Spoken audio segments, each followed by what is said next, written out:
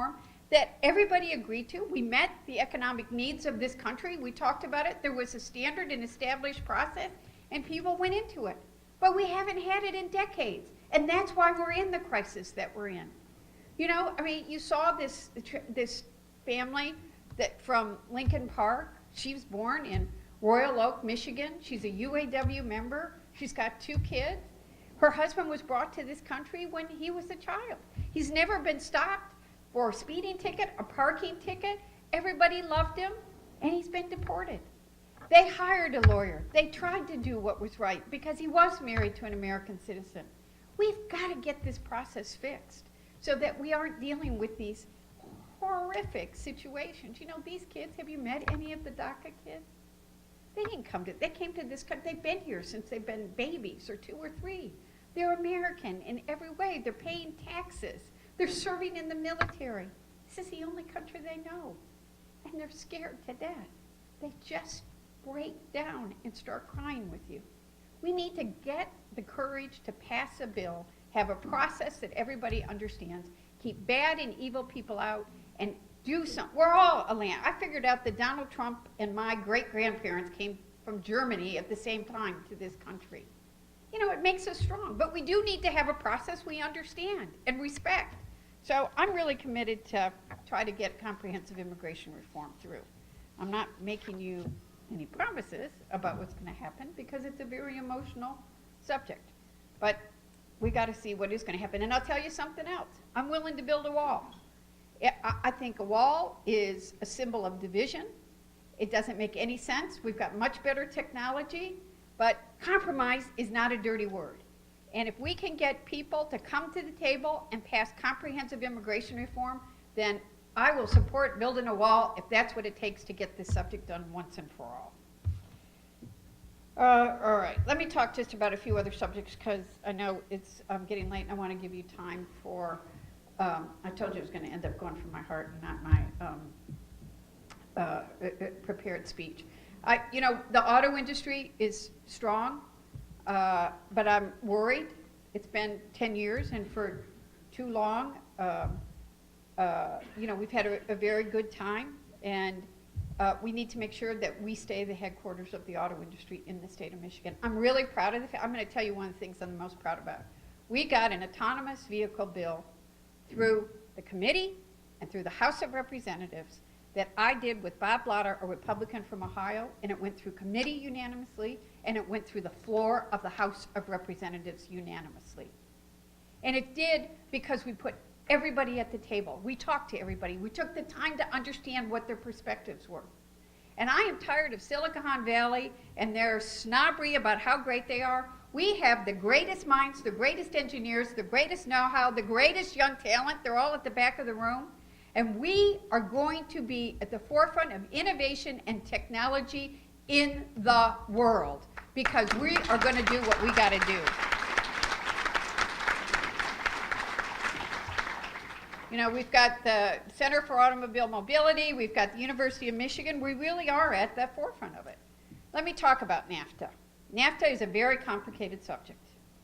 And I said to, you know, I'm going to be really clear that President Trump is President of the United States. And I respect the office of the presidency. Some days I'm not sure he does, but I've said I will work with him if it helps the working men and women of my district. And if he's going to do something that hurts them, I'm going to fight him like a buzzsaw that he's never met. So I said to him, I will work with you on trade. We need to do something. Now, NAFTA, if you have public conversations, private conversations, is a very complicated subject. But here is a reality. It has cost us jobs. And it's really cost us jobs downriver. So we're about to go into the 6th round of negotiations on NAFTA. We need to, we've got to do something about the wage differential. There's a very significant wage differential between Mexico. I have no problems with Canada. And I said that to Justin Trudeau, who's worked me very hard. I give everybody an ulcer attack because I say, is it bad to have a bilateral agreement? And I'm sort of saying that off. But the wage differential is $20. I mean, that's not, we're not playing on a level playing field. And their environmental regulations are far less than ours. I'm also going to tell you on trade, it is my intention to be introducing a bill very shortly because we are competing with countries that don't have the same environmental laws as we do. So you'll read about steels coming into this country. It's lower quality. It's actually we're putting this lower quality steel into bridges, into automobiles, and we don't know what to do about it. So I talked to Wilbur Ross, who's the Secretary of Commerce, and asked him about this. And he told me I was absolutely right to do this, but he told me to expand it to other metals. So we're going to do we're going to introduce legislation that will require random inspections of steel coming in for other countries to see if it's meeting the same quality that we've got in this country. Because it's not fair to manufacturers here that they are importing at lower cost steel and other products that don't have to meet the same standards as we do.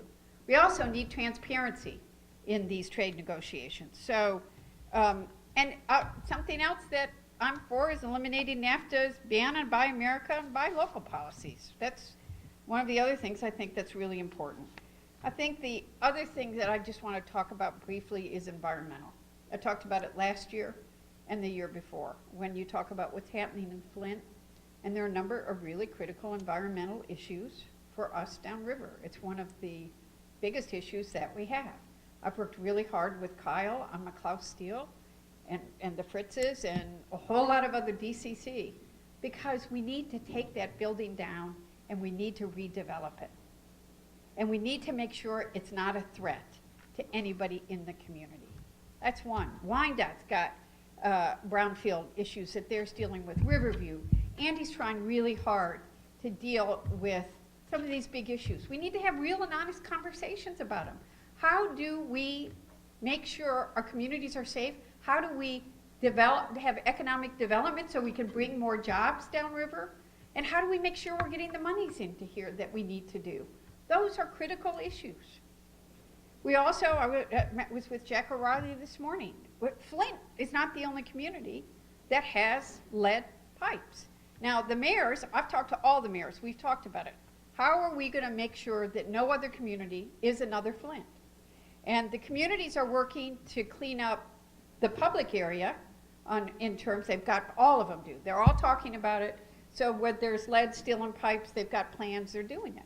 But many homes have lead in their homes. And that's, the city doesn't have the authority, the money, or the power to clean up what's in the homes. What do we need to do to help incentivize people to want to take the lead out of their pipes in their homes? We need to have those discussions. The Great Lakes continue to be one of our #1 priorities. The administration once again took out almost all the money for the Great Lakes Initiative.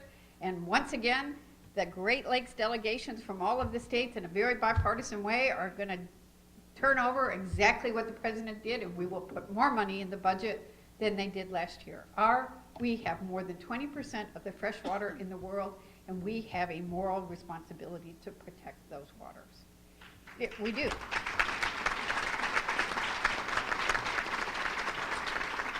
We keep working on the Asian carp issue. The Brandon Locke's trying to get the Corps of Engineers to release its studies. David Trott and I have been taking the lead on the Enbridge Line 5 line in the Congress, and every day, not every day, but we keep hearing stories that should leave everybody uncomfortable if there were that kind of spill in the Great Lakes, so we need to worry about that. And, you know, we've got issues in by some of the plants in terms of what the emissions are. I'm working with many of the mayors to address some of those problems.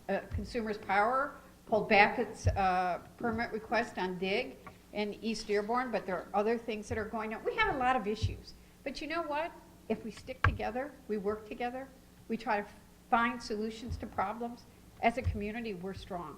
And I think you're really lucky to have the public officials you have, to have the chamber, the DCC, because we all are trying to pull together to define what are the critical areas we need to work on and how do we work together. So I think, you know, I mean, everybody in this room cares about veterans. I could go through a laundry list of, but I'm looking at all those blue cards. And I try to be around and try to be available to talk to you all about lots of issues. I'm really worried. I guess I would, you know, I'm going to close with a couple of thoughts. One, I'm a Catholic girl, and those nuns instilled in me values that are really important. But, you know, I never really thought that at this age, and I say I'm seasoned but not old, that I would be defending freedom of religion in this country, the fundamental pillar of our Constitution. And so is freedom of speech. I can remember Mother Harmon when I was in 7th grade, and we did this great debate, and I wanted to throw anybody in jail that would burn a flag. And Mother Harmon taught me about how lucky we were to live in a country that you didn't go to jail if you exercised that freedom of speech. That flag, all of us remember 9/11. We come from communities that had a diverse cultural background. The American flag pulled us together. We knew we were Americans. We got to stop letting people divide us with this fear and hatred. We need to remember we live in the greatest country in the world and what it needs to be American. I am proud to be American, and I'm really worried about how we're being divided by fear and hatred. So that, I didn't talk about infrastructure, which I should have. I myself had a flat tire 2 weeks ago, again, and I have a chip in the windshield that needs to get fixed. And I made news because I said I would work with Donald Trump over the holidays on an infrastructure bill if he was worried about an infrastructure bill. We got to work together. We got to work together. I was sent to work and represent for you and to deliver. We've got our bridges and our roads. If you're from Dearborn, the Miller Bridge, that's impacting Ford Motor Company and deliveries. It's actually impacting economic development. But we also, the water that I just talked about, infrastructure includes these pipes that we're talking about. Every American should have access to broadband. We need to worry about our utility grid. We've got crises in this country, and we got to stop fighting each other and pull together and start working for the future of this country. So that's my commitment to you. I will always fight for what is right for this country, and I am proud to represent you and to be an American. Thank you very much. Thank you. Great. That was amazing.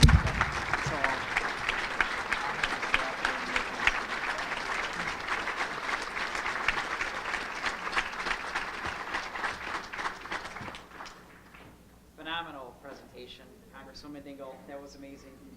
So we do have a lot of questions. There's some hot topics here. Ranging from abortion all the way to foreign policy and public affairs. But I think a couple of questions that came from some of our students we're going to start off with, and they're a little lighter, so this is probably a good way to start. So how can teachers help with the issues, teenagers help with the issues Michigan and our country are facing? Well, you're 25% of our population and 100% of our future. And I think that you all have an ability to really make a difference. What are the issues that you care about? What are the issues that make you tick? And then you need to go talk. You need to be part of the community. You need to be engaged. You need to register to vote when you turn 18, and you need to vote. You need to, if you care about clean water, find a group that's really working on it and try to help them be out there keeping the water clean.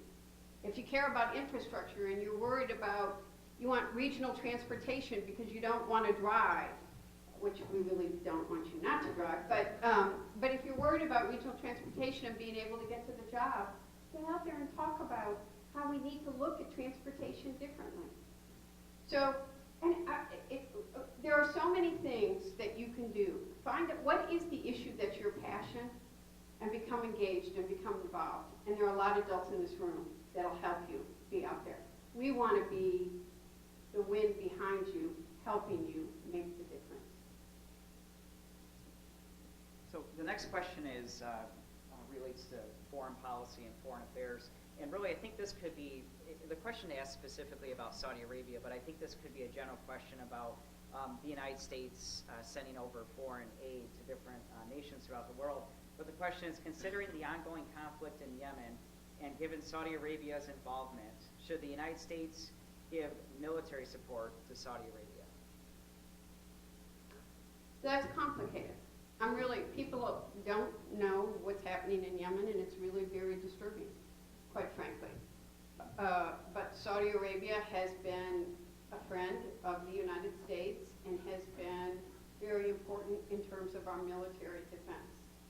I think we need to be much stronger in expressing our concerns to the Saudi Arabian government. I'm even concerned about the role Saudi Arabia may have played in 9/11 and other things. But one of the things I know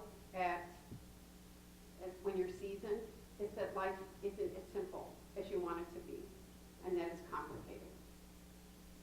I'm worried about our foreign policy right now.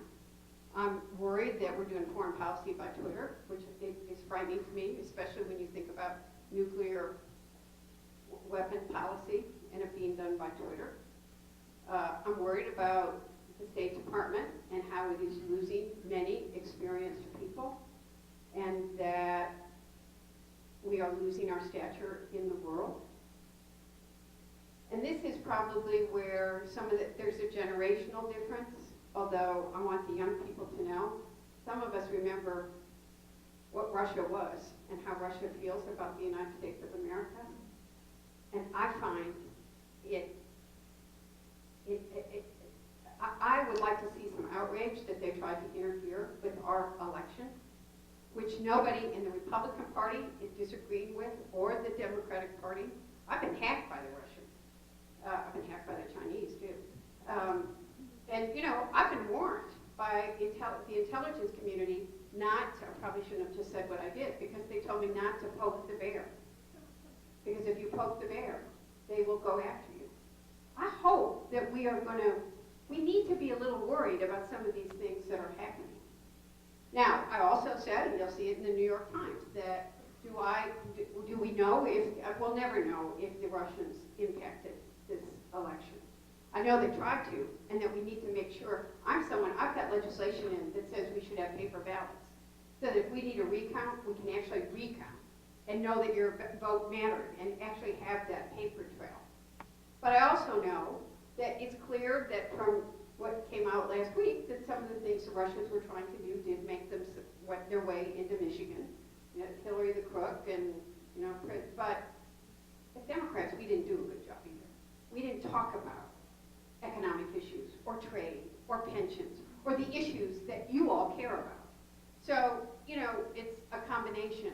But I am worried about foreign policy in this country and in the world. And the world is changing, and America's stature is changing in the world too. So let's switch topics and talk about infrastructure. What can be done at the federal level and through your office regarding our roads? We all know they're in terrible shape. Well, I don't know if we're going to get an infrastructure bill or not. I'm going to tell you this, that the president's proposal, and all the mayors are here, the president's proposal would put 80% of the funding on the states and the local level. I want you to know how hard your mayors are working with budgets that have been devastated at both the federal and state level. And they do not have any surplus whatsoever to invest in our roads. We need to do something. Anybody who's out there right now, yesterday in Dearborn, it wasn't Jack Salt, and they got somebody there. There were a group of kids that were on the news that went and got sandbags to fill a pothole on Michigan Avenue because it was so bad. The police got there and the road crews got there, and they were. But this is. There are potholes all over. I've been avoiding them. As I say, I didn't avoid one. I got the flat tire again. But we've got to find a way to fund it. So, Problem Solvers does have an infrastructure plan. We need to look at the use of people. We got to look at it differently. One of the people don't realize that. So the way that we have funded it has been with a gas tax, but cars are more fuel efficient. We have more vehicle miles traveled, but the amount of revenue coming in from the gas tax has gone down. Now, everybody's afraid to talk about an increase in gas tax. And if there is an increase in gas tax, it's got to go to a dedicated fund. But I think ultimately, and I'm going to be part of any working group, and I'm going to look at every option and every solution there needs to be. But we have to do something. Our roads are in terrible shape. Our bridges are falling down. We are becoming a third world country in terms of our infrastructure. Is that who we want to be? No.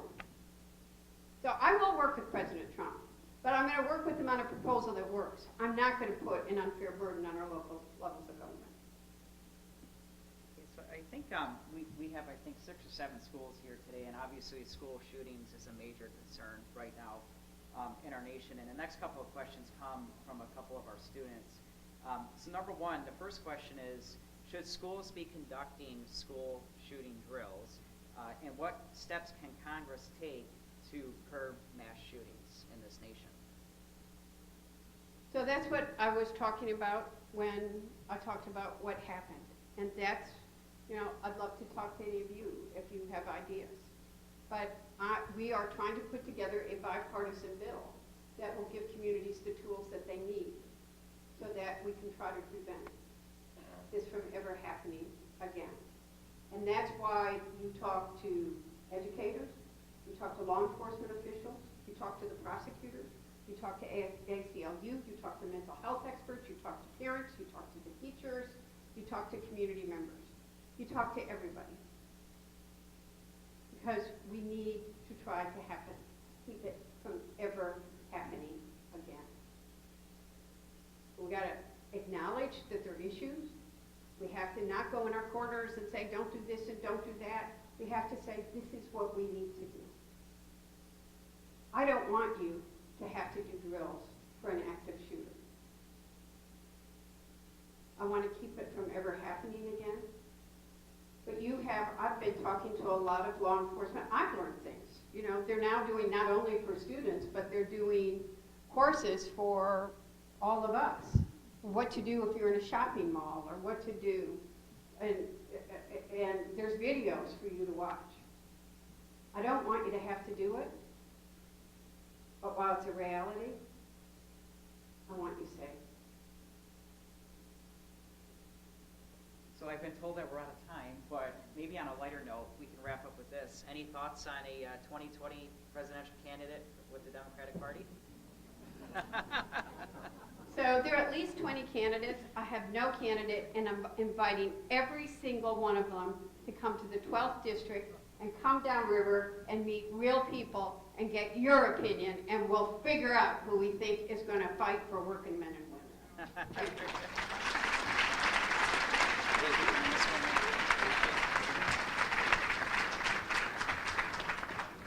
Perhaps one of those candidates is already here with us today.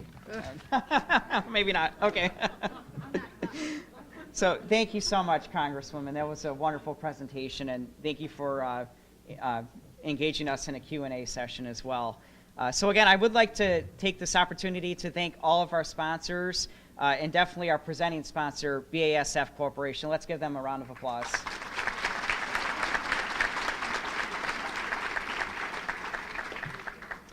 Also, I would like to ask everyone who has a beautiful BASF name badge with you, if you could please leave those at your table, and we're going to come around and collect those. That will help the chamber tremendously.